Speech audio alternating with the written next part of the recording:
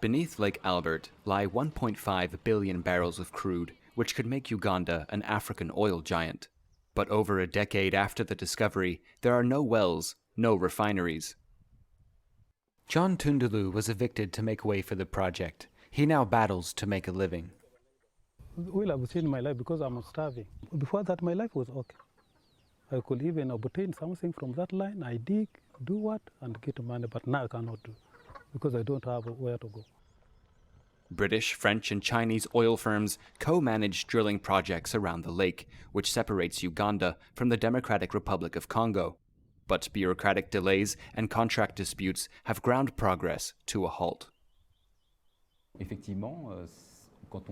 When you discover reserves, you hope to start production 7 to 10 years later. The discoveries here were made in 2006 already, so a number of backlogs have built up. Uganda's government forecast $1.5 billion of earnings a year from the oil, but it has been slow to develop technical expertise and make the necessary laws.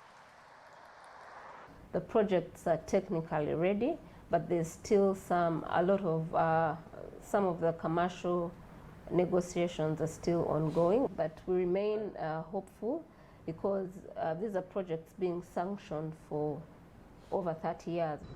Around 7,000 people were evicted from their land to make way for a refinery and the Kabale International Airport. Some were resettled on new land, but ownership still lies with the government.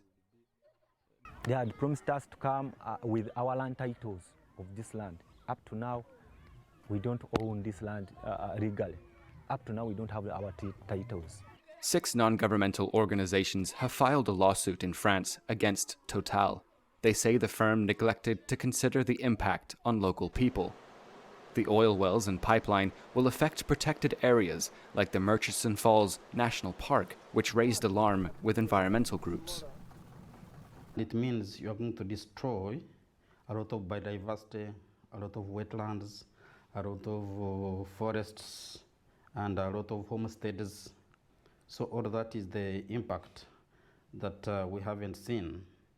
The government says it will protect the environment, but it has also borrowed a lot of money to finance the project and needs the oil to pay it back. Authorities hope to start production in 3 years. For now, the promise of wealth remains simply a promise.